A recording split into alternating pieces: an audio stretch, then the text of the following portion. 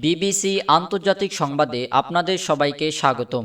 এই মুহূর্তে আমাদের হাতে এসে পৌঁছানো ইরান, যুক্তরাষ্ট্র এবং ইসরায়েলের সকল ধরনের যুদ্ধের নতুন আপডেট আপনাদেরকে জানিয়ে দিব। শুরুতেই থাকবে সংবাদ শিরোনাম, এরপর বিস্তারিত। নেতানিয়াহুর দুর্নীতি মামলার শুনানি আবারও বাতিল। ইরানের সামরিক সমক্ষমতা ধ্বংসের দাবি মার্কিন সেন্টাকমের।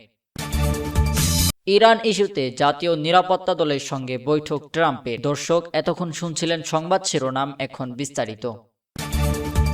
শুরুতেই আপনাদেরকে জানিয়ে দিব, নেতানিয়াহুর দুর্নীতি মামলার শুনানি আবারও বাতিল। নিরাপত্তা ও রাজনৈতিক কারণ দেখিয়ে শেষ মুহূর্তে বিবাদী পক্ষের করা এক জরুরি আবেদনের প্রেক্ষিতে ইরানের প্রধানমন্ত্রী বেনিয়ামিন নেতানিয়াহুর দুর্নীতি মামলার পূর্বনির্ধারিত শুনানি আবারও বাতিল করা হয়েছে। ইসরায়েলি সংবাদ মাধ্যম চ্যানেল 12 এর বরাত দিয়ে সোমবার 18 মে সকালে এই তথ্য নিশ্চিত হওয়া গেছে।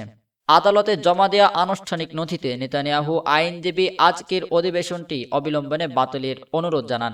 আবেদনে উল্লেখ করা হয়, অত্যন্ত গোপনীয় কিছু নিরাপত্তা ও রাজনৈতিক পরিস্থিতির কারণে প্রধানমন্ত্রী আদালতে উপস্থিত হতে পারছেন না। এই সংক্রান্ত সুনির্দিষ্ট এবং সংবেদনশীল তথ্যগুলো একটি সিলগালা খামে আদালত ও রাষ্ট্রপক্ষের আইনজীবীদের কাছে হস্তান্তর করা হয়েছে। ইরানের সামরিক সমক্ষমতা ধ্বংসের দাবি মার্কিন সেন্টাকমের। মার্কিন সেন্ট্রাল কমান্ডার সেন্টাকম দাবি করেছে, যুক্তরাষ্ট্র ইরানের সামরিক সমক্ষমতার বড় অংশ ধ্বংস করেছে। সংবাদ মাধ্যম আল আরাবিয়াকে দেওয়া এক বিশেষ সাক্ষাৎকারে সেন্টাকমের মুখপাত্র ক্যাপ্টেন টিম হকিং এ দাবি করেন। টিম হকিং বলেন, অবরুদ্ধ শুরু হওয়ার পর থেকে মার্কিন বাহিনী 80টির বেশি জাহাজের গতিপথ পরিবর্তন করেছে। তিনি জানান, ইরান কি আনছে বা বাইরে পাঠানোর চেষ্টা করছে, এসব বিষয়ে ঘনিষ্ঠভাবে নজরদারি করছে ওয়াশিংটন।